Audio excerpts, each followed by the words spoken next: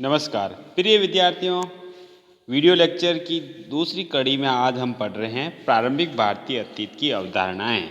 इससे पहले इस पाठ में हमने पढ़ा था प्रारंभिक भारतीय अतीत की अवधारणा के अंतर्गत भारतीय उपमहाद्वीप के प्रमुख भूआकृतिक संगठन और भारत का नामकरण। आज इसी कड़ी में आगे हम पढ़ रहे हैं भारतीय अतीत के विभाजन की रूपरेखा। भारतीय अतीत के विभाजन की रूपरेखा। अंग्रेजी शब्द हिस्ट्री ग्रीक शब्द हिस्टोरिया अनुसंधान से लिया गया है। यानी जो अंग्रेजी का जो शब्द हिस्ट्री है जिसका अर्थ है इतिहास, वो ग्रीक भाषा के शब्द हिस्टोरिया से लिया गया है जिसका मतलब है अनुसंधान। इतिहास अनिवार्य रूप से एक ऐसी विद्या है जो अतीत के लोगों के अनुभवों का अनुसंधान करती है। अगर आपको एक लाइन में पूछे कि इतिहास क्या है तो आपका उत्तर क्या होना चाहिए कि ऐसी विद्या जो अतीत के लोगों के अनुभवों का अनुसंधान करती हो।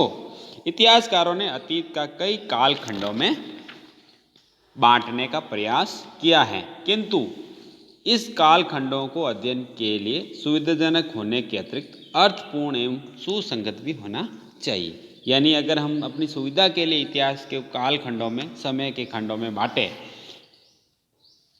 ये सुविधा के अनुसार भी होना चाहिए, साथ ही साथ ये अर्थपूर्ण भी होना चाहिए या सुसंगत भी होना चाहिए। इसके साथ ही काल विभाजन की सीमाओं से परिचित भी होना आवश्यक है।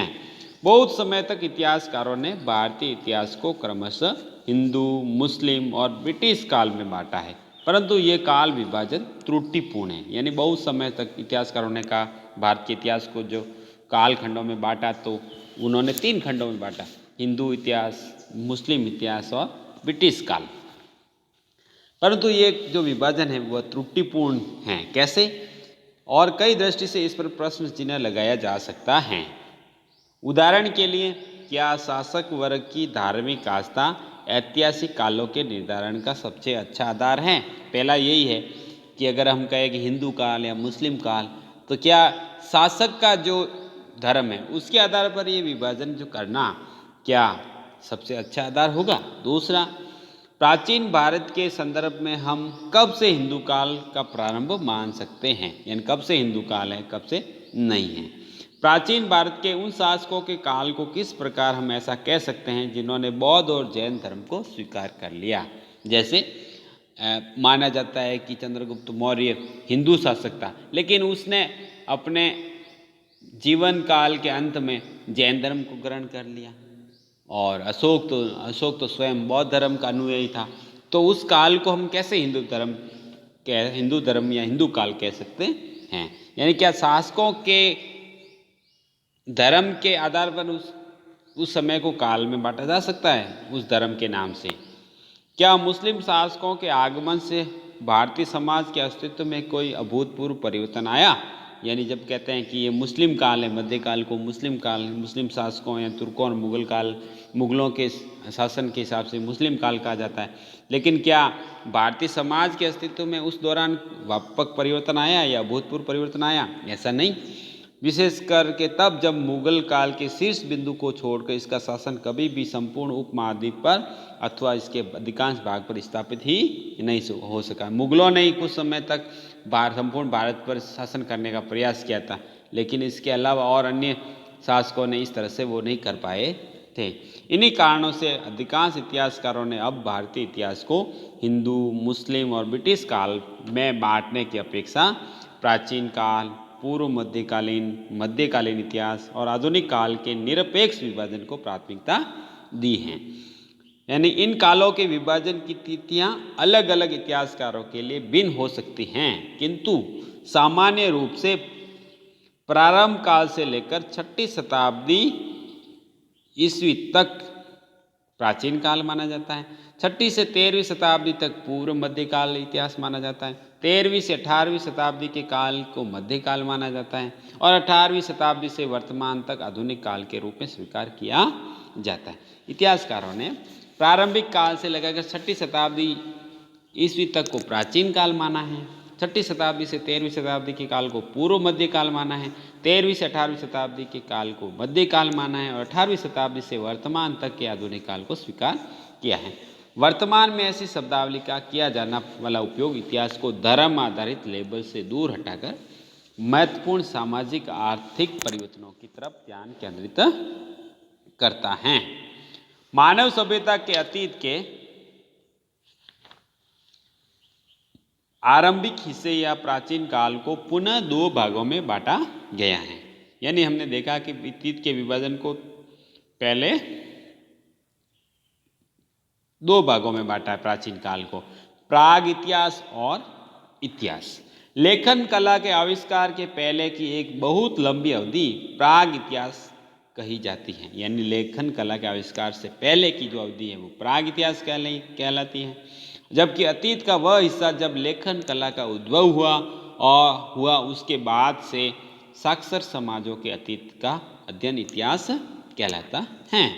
यानी लेखन कला के पहले की अवधि को प्राग इतिहास और लेखन कला के बाद की अवधि को इतिहास के नाम से जाना जाता है। प्राचीन काल के दो भागों को बांटा गया है। एक भाषा का अभिप्राय क्या है? एक भाषा का अभिप्राय है संवाद के लिए प्रयुक्त होने वाले प्रतीकों से हैं, जबकि लिपि अथवा लेखन का अभिप्राय है दृश्य संप्रेषण की उस व्यवस्था से हैं जो विशिष्ट अर्थ तथा स्वर से जुड़े प्रतीकों का प्रयोग किसी प्रकार के सतह पर लिखकर करता है। यानी एक भाषा और लिपि में अंतर क्या है? अगर पूछे आपसे तो आपका उत्तर क्या होगा? भाषा का मतलब है संवाद के लिए प्रयुक्त होने वाले या बोले जाने वाले प्रतीकों से हैं, जबकि लिपि या लेखन का मतलब है दृश्य संप्रेषण की उस व्यवस्था से हैं जो विशिष्ट अर्थ तथा स्वर से जुड़े प्रतीकों का प्रयोग किसी प्रकार के सतह पर लिखकर करता है। मानव सभ्यता में भाषा का प्रयोग लिपि के विकास के बहुत पहले से होने लगा था। भाषा का प्रयोग तो होना लगा, लिपि का प्रयोग बाद में होने लगा। जैसे मेसोपोटामिया जो प्राचीन इराक में क्यूनिफॉर्म लिपि का आविष्कार 3400 ईसा पूर्व तथा मिस्र के हायरोग्लिफिक्स लिपि का आविष्कार 3100 ईसा पूर्व में हो चुका था। यानी सबसे पहले लिपि का आविष्कार कहाँ हुआ? मेसोपोटामिया में। मेसोपोटामिया की लिपि का नाम क्या है? क्यूनिफॉर्म लिपि। जबकि मिस्र के हायरोग्लिफिक्स लिपि का आविष्कार हुआ 3100 ईसा पूर्व। भारतीय उपमहाद्वीप में किसी प्रकार की लिपि का प्राचीनतम प्रमाण हड़प्पा सभ्यता से जुड़ा हुआ है, जिसकी तिथि अब तक 2600 ईसा पूर्व मानी जाती है। किंतु अद्यतन अध्ययनों से इस लिपि को प्राय चौथे सहस्त्राब्दी यानी 4000 ईसा पूर्व के दूसरे चरण तक पीछे ले जाने के प्रमाण मिल रहे हैं। मेसोपोटामिया की लिपि सामान्यतः उस काल में गीली मिट्टी के बने टैबलेट पटल पर उत्कीर्ण हैं। यानी गीली मिट्टी पर जो टैबलेट हैं या टुकड़े हैं उस पर उत्कीर्ण हैं, जबकि प्राचीन मिस्र वासियों ने सरकंडे से बने पेपिरस पत्रों या सीट का प्रयोग किया गया है। आपको ध्यान रखना है कि मेसोपोटामिया वाले किस प्रकार लिपि का किस चीज़ पर लिपि लिखते थे या लेखन कला होती थी? तो गीली मिट्टी के बने टैबलेट पर, और मिस्रवासियों ने सरकंडे से बने पेपिरस पत्रों का। इसके अलावा हमने क्या देखा कि मेसोपोटामिया वासियों की लिपि क्या है? उनका नाम है क्यूनिफॉर्म लिपि, जिसका आविष्कार 3400 ईसा पूर्व हो चुका था, पहले ही जिनका काल है। और हायरोग्लिफिक्स लिपि का आविष्कार हुआ 3100 ईसा पूर्व। हड़प्पा वासियों की लिपि मुख्यतः या अधिकांशतः मुहर और मुहरबंदों पर अंकित की गई हैं, मुहरों या मुहरबंदों पर। फिर भी ऐसा अनुमान लगाया जाता है कि इनके लेखन से जुड़े जो प्रमाण आज हमारे पास उपलब्ध हैं, उनके अतिरिक्त इन लोगों ने ऐसी वस्तुओं का भी प्रयोग किया जो कालांतर में नष्ट हो गए हो। वस्तुतः लेखन कला के विकास ने मानवीय अभिव्यक्ति और संवाद की दृष्टि से एक नए युग का सूत्रपात किया। इसके द्वारा विचार और ज्ञान के संग्रह और हस्तांतरण की असीम संभावनाएं उत्पन्न हो गई। क्या हुआ? यानी जो लेखन करना का विकास हुआ, आविष्कार हुआ, उससे क्या हुआ मानवीय अभिव्यक्ति और संवाद की दृष्टि से एक नया युग सूत्रपात हुआ। इससे क्या हुआ, विचार और ज्ञान का संग्रह हुआ और हस्तांतरण की भी जो असीम संभावनाएं उत्पन्न हो गई। शासक वर्ग ने लेखन का उपयोग अपनी शक्ति के विस्तार के लिए किया, व्यवसायी वर्ग ने व्यापारिक आदान प्रदान का ब्यौरा रखने के लिए, पुरोहित वर्ग ने अपने धार्मिक ग्रंथों के संरक्षण के लिए तथा रचनाकारों ने अपनी रचनात्मक अभिव्यक्ति को सदा के लिए संजो कर रखने के लिए किया। यानी अलग अलग वर्गों के लिए लिपि का आविष्कार का महत्व अलग था।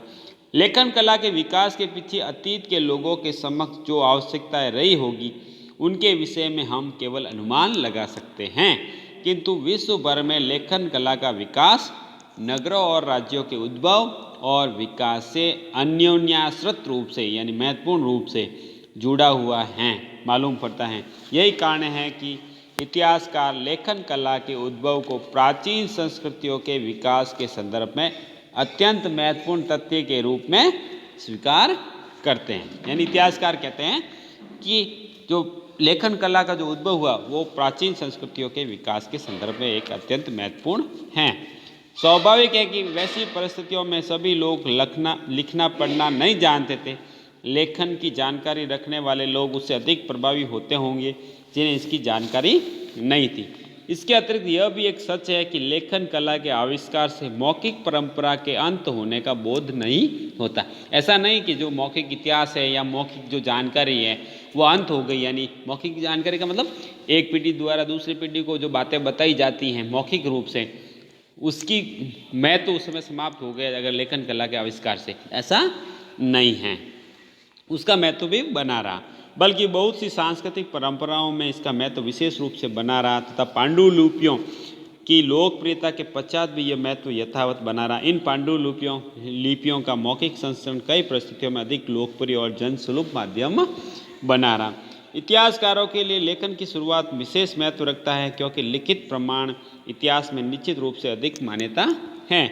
फिर भी लिखित इतिहास मानव अतीत के लिए एक अल्प अवधि का ही इतिहास प्रस्तुत करता है। पूर्व इतिहास या लेखन कला के उद्भव के पहले का काल पूर्व साक्षर मानव सभ्यता के इतिहास को समझना भी हमारे लिए आवश्यक है।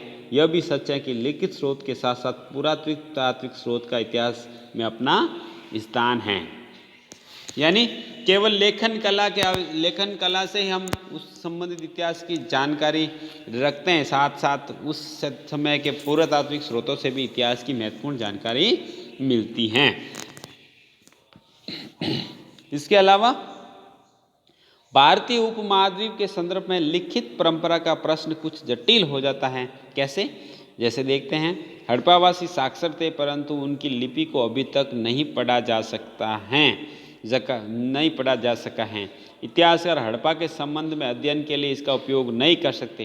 दूसरा रहस्य यह है कि 19वीं शताब्दी ईसा पूर्व में हड़प्पा सभ्यता के पतन के बाद का उपयोग नश्वर माध्यमों पर करते रहे हो, किंतु 19वीं शताब्दी से प्राय 4वीं शताब्दी ईसा पूर्व के बीच किसी भी लिपि का हमारे पास कोई प्रमाण उपलब्ध नहीं है। इस प्रकार हड़प्पा लिपि उपमहाद्वीप की प्राचीनतम लिपि अवश्य है, किंतु ब्राह्मी हमारी पढ़ी जा सकने वाली प्राचीनतम लिपि हैं जो हमारे लिए 4वीं सदी ईसा पूर्व से उपलब्ध हैं और दोनों लिपियों में कोई विशेष साम्य भी सिद्ध नहीं हो सका है।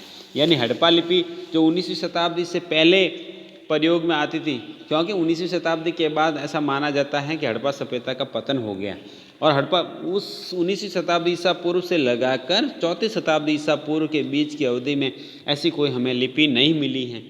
साथ ही साथ क्या हुआ, 4वीं शताब्दी ईसा पूर्व से जो ब्राह्मी लिपि जो प्रचलन में आई और जिसको हमने पढ़ भी लिया, उन दोनों के बीच में यानी हड़प्पा लिपि और ब्राह्मी लिपि के बीच में साम्य स्थापित नहीं हो सका। उपरोक्त तथ्यों से स्पष्ट हो जाता है कि भारत के संदर्भ में पूर्व इतिहास और इतिहास के बीच की सीमा रेखा खींचना कठिन है। इसलिए आद्य इतिहास प्रोटो हिस्ट्री की शब्दावली का प्रयोग किया जाता है भारत के संदर्भ में। यानी एक समय का एक ऐसी अवधि भी थी जिसमें हमने लेखन कला सीख ली लेकिन उसको हम पढ़ नहीं पाए, है ना। यानी 19वीं शताब्दी से लगाकर 600 शताब्दी ईस्वी के बीच में अवधि को आद्य इतिहास या प्रोटो हिस्ट्री भी कहा जाता है। यूरोपीय संदर्भ में प्रोटो हिस्ट्री का अन्यथा प्रयोग भी किया गया है। वैसे समुदायों के विषय में इसका उपयोग किया जाता है जो स्वयं तो लिपि का प्रयोग नहीं करते थे, किंतु उन समुदायों का संदर्भ साक्षर समुदाय की लिपि में आता रहा है। भारतीय उपमहाद्वीप के लिए इसका प्रयोग हड़प्पा वासियों के लिए किया गया है, जो साक्षर संस्कृति तो थी किंतु उनकी लिपि को पढ़ा नहीं जा सका है। प्रश्न आया कि भारत के इतिहास के संदर्भ में हड़प्पा वासियों के युग को कौन से इस श्रेणी में रखा गया है, तो आद्य इतिहास के रूप में रखा गया है, क्योंकि इनकी लिपि तो है प्रचलन में लेकिन उस लिपि को हम पढ़ नहीं पाए, इसलिए उसको आद्य इतिहास या प्रोटो हिस्ट्री के अंतर्गत रखा जाता है। भारतीय किंतु उनकी लिपि को पढ़ा नहीं जा सका है। इस शताब्दी को लगभग 1500 ईसा पूर्व से 500 ईसा पूर्व के बीच की वैदिक संस्कृति के संदर्भ में भी प्रयुक्त किया गया है, जिनके साहित्य को भौतिक परंपरा में संरक्षित रखा गया है किंतु उन्होंने किसी लिपि का प्रयोग भी नहीं किया गया। यानी प्रोटो हिस्ट्री में वैदिक काल को भी सम्मिलित कर दिया गया है। वैदिक काल की अवधि 1500 ईसा पूर्व से 500 ईसा पूर्व के बीच मानी गई है, क्योंकि इन्होंने किसी प्रकार की लिपि का प्रयोग नहीं किया, लेकिन इनके होने का प्रमाण उस समय के पुरातात्विक स्रोतों में मिल रहा है। पुरातत्व में प्रोटो हिस्ट्री का प्रयोग खाद्यान्न उत्पादन की शुरुआत से लेकर लौह युग के आरंभ होने तक के लंबे समय के लिए भी होता है। इस लंबे समय के अंतर्गत भारतीय उपमहाद्वीप के विभिन्न भागों में पनपी नवपाषाण और ताम्र पाषाण संस्कृतियाँ भी आती हैं। यानी प्रोटो हिस्ट्री आदि इतिहास में अंतर्गत कौन कौन सी युग आते हैं, तो पहला है हड़प्पा काल, दूसरा है वैदिक काल 1500 ईसा पूर्व से 500 ईसा पूर्व, इसके अलावा लौह युग से खाद्यान्न उत्पादन से लगाकर लौह युग तक की अवधि, जिसके अंतर्गत नवपाषाण और ताम्रपाषाण संस्कृतियाँ भी आती हैं। भारतीय उपमहाद्वीप के विशाल भौगोलिक संदर्भ में स्वाभाविक रूप से लिपि की शुरुआत में समरूपता नहीं रही। साक्षर हड़प्पावासियों के काल की बहुत सी संस्कृतियाँ साक्षर नहीं थी। लिपि के पढ़े जाने के आधार पर उत्तरी भारत का इतिहास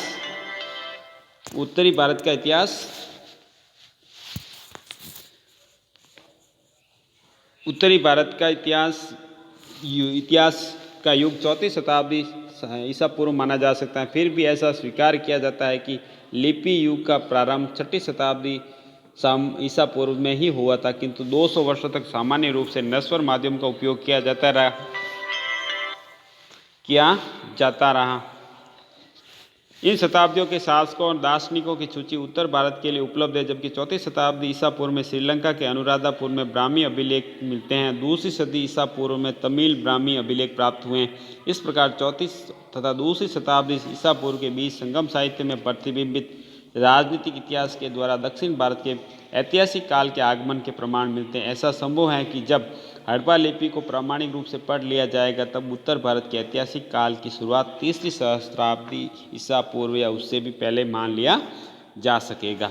इस तरह से इस वीडियो लेक्चर में भारत के अतीत के विभाजन की रूपरेखा के रूप में हमने प्राचीन भारत का इतिहास, पूर्व मध्यकालीन भारत का इतिहास और आधुनिक भारत के इतिहास के रूप में 3 भागों में बांटा। इसके अलावा भारत में प्रोटो हिस्ट्री या आदि इतिहास के रूप में भी एक कालखंड होता है, उसका भी अपना महत्व है।